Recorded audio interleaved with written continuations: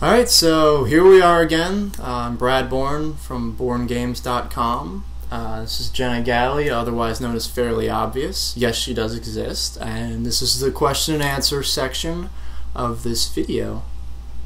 And there are a bunch of questions. Let's do a bunch of answers. Okay, where did you first come up with Fancy Pants Man? Where and when? Well, my cousin came up with the term. One of his friends had some goofy looking pants on and he called him Mr. Fancy Pants Man, and then we made a superhero out of it. And then I think the name just stuck, and one day I drew a stick figure with pants, and that was about it. Do you have the first drawing of Fancy Pants Man you ever made?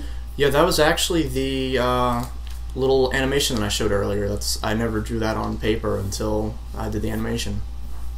Where does Fancy Pants Man store his brain and other headly organs?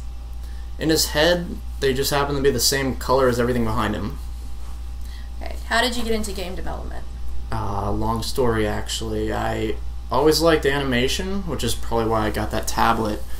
And then I somehow got into stop motion animation and started using Flash to put the videos on Newgrounds. Once I had Flash, I just started playing around with it. I used to program on a TI-86 graphing calculator a long time ago in high school, and started playing around with Flash, and from there just kept building game pieces, and that's really it. What is your educational background? Psychology, actually. Go figure. No, it does help. You study a lot of how people interface with games and systems and computers in general, and you can look at how people enjoy certain parts of games. And I mean, if you take game development as a psychological, in a psychological aspect, you can actually learn a lot about how other people who aren't you interface with your games. So it does help, but no, I'm not a graphic design major or anything like that. What do you do other than game development? I play video games a lot and try to keep her happy. A lot. Yeah. With video games.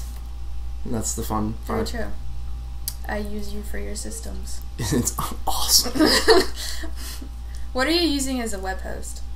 Pair.com, actually. Somebody recommended that to me. I'm probably way over bandwidth, but whatever. How much did Armor Games pay you? Can't say, actually. But Armor Games does pay well. If you have a small game, I do recommend looking into them for a sponsorship.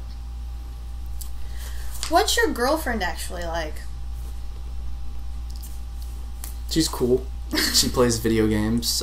She was actually one of the first people to ever beta test World 1 when I was first started on it, which she likes to brag about a lot. I was the first person to ever test any of your Flash stuff.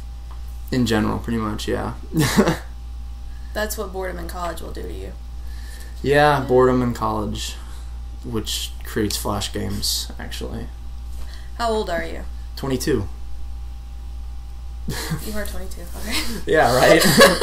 Thanks. Sorry. How long have you been working with Flash? How long have I been out of college? I don't know, what's it, like 6 years? You would have been working on it since I was a freshman, because you first started. Yeah, I started when I was a sophomore, and that's 3 years, and then it's like 4 years, I think. Yeah, it would be around. And I started programming junior year of high school on the calculator. Probably almost 4. So I've been playing with code for that much longer, but yeah. Did you make Mindbender?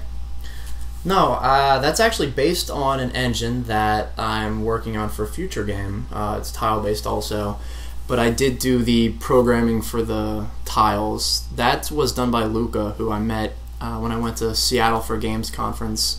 And then, oh no, he wasn't at the games conference, but then we went to the Kongregate offices, congregatewithak.com, and I worked on that engine while I was over there. And he did some of the tiles that I'm using right now, and so I let him use that engine for Mindbender. So. Can I have your MSN/AIM? No. If you can figure it out, sure. It's not hard. He barely talks to me on AIM. I try not to. It's not productive. Thanks. It's true. No, I'd it's rather not talk to her than productive. program, and it's not good. So Not at all. I think you'd rather me make games. They would. I don't know about you. Kind of. That's rather. What? That's an iffy subject for me.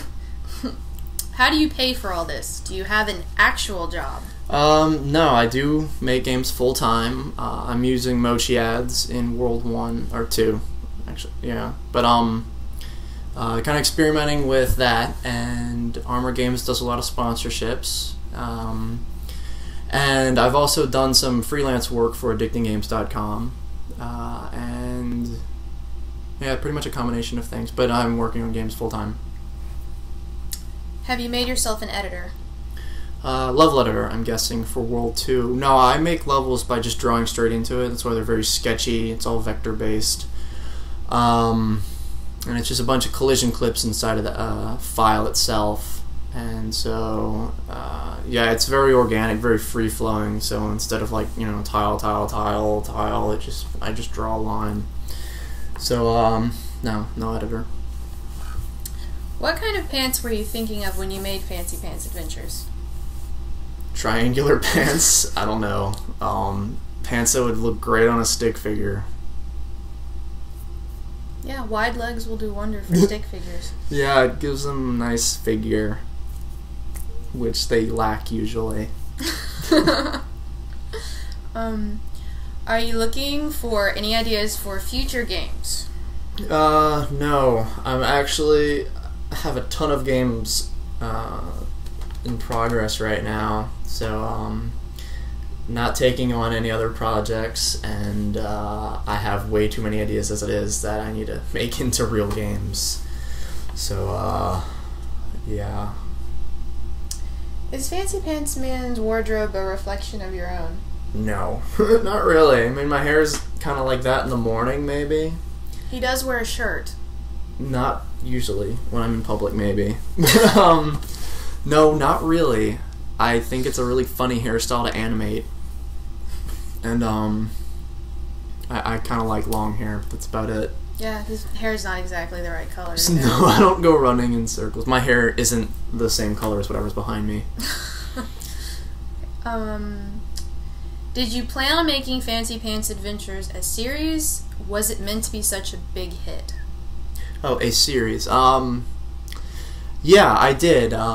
Before they started doing the whole, Valve started the whole Half-Life 2 Episode 1 and 2, I was actually thinking, well, I want to make a game as big as, like Super Mario Brothers, but I can't program it all at once, and drawing levels takes forever since they're all hand-drawn, with actually very little repeating assets. So I decided to make the entire thing as episodic content, and if I continue doing as I am now, they'll be up to World 8, which seems to be par for the course on platformers. As for success, no, I really, I grew up on platformers, so I guess it really wasn't anything too special for me, but I guess a lot of you also miss old school platformers, and I never really expected that it would get the exposure that it did, and I have a lot of people on the internet to thank for that, but I'm glad everyone enjoyed the game. It's cool.